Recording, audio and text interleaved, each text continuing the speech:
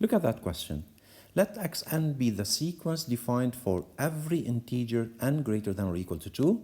Given that this sequence converges, what is its limit? They give you here x1 is equal to 2 and xn equal to radical 5x sub n minus 1 plus 6. Now, to find the limit of this sequence xn, which is defined recursively as xn equal to radical, with x1 is equal to 2, we can start by observing the pattern of the sequence. How do you observe the pattern? We replace. First, we have x1 is equal to 2. Then, what about x2? x2 is equal to radical. We replace the previous term, which is 5 into 2 plus 6, which is equal to radical 16. And finally, it's equal to 4. Let's find x3.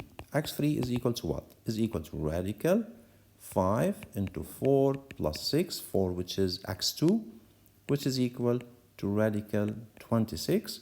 And let's say x4 is equal to radical 5 times radical 26 plus 6, and so on.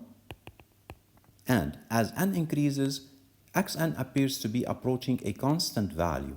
Let's denote this limit as L, then we can write L is equal to radical 5L plus 6. And to find L, we need to solve this equation. How do we solve this equation? Squaring both sides, you get L squared is equal to 5L plus 6. Take everything to one side, you get L squared minus 5L minus 6 is equal to 0. Now factorize. Now either factorize or you can solve it by calculator. So after solving by calculator, you will get L1 is equal to 6 or another value which is equal to -1. And since xn is always positive, it is the square root of a positive quantity, so we discard the negative root.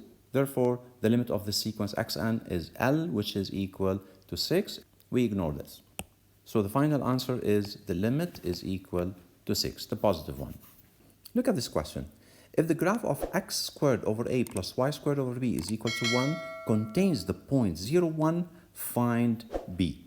Now, we all know that if the graph of this equation contains the point 0, 1, we can substitute x equal to 0 and y equal to 1 into the equation to find b. Let's replace it. So you get 0 squared over a plus 1 squared over b is equal to 1. 0 squared over a is 0. And 1 squared is equal to 1, so we have 1 over b is equal to 1. This implies that b is equal to 1 since any non-zero number divided by itself is equal to 1, therefore b is equal to 1.